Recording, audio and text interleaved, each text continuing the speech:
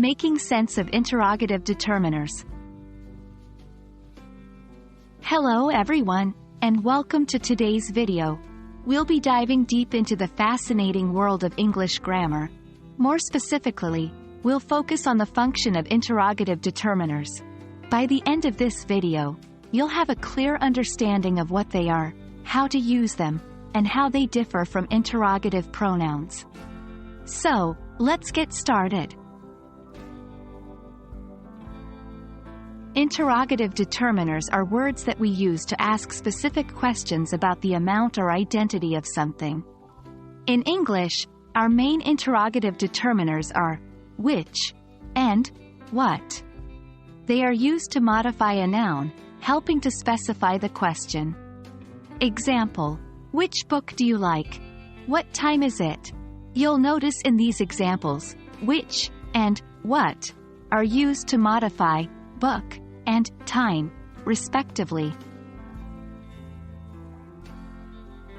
Understanding the function of interrogative determiners is key to using them correctly. As we've mentioned, they're used to ask specific questions, and they must always be followed by the noun they are modifying. Remember, interrogative determiners aren't standalone. They need a noun to function. For instance, in the sentence, "Which cake do you prefer?" Which is the interrogative determiner modifying the noun cake. So you might be asking, how do these differ from interrogative pronouns? Well, the key difference lies in the presence of a noun.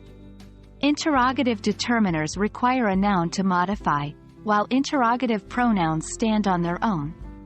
Example: which is yours? Here, which is an interrogative pronoun. Which cake is yours? Here, which is an interrogative determiner. In the first sentence, which is used as an interrogative pronoun because it stands alone, while in the second, which is modifying the noun cake, making it an interrogative determiner.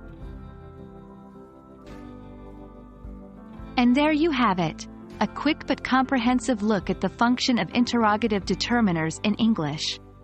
Remember, these are essential tools in asking specific questions and always require a noun to modify. Keep practicing and experimenting with sentences of your own, and you'll master the use of interrogative determiners in no time.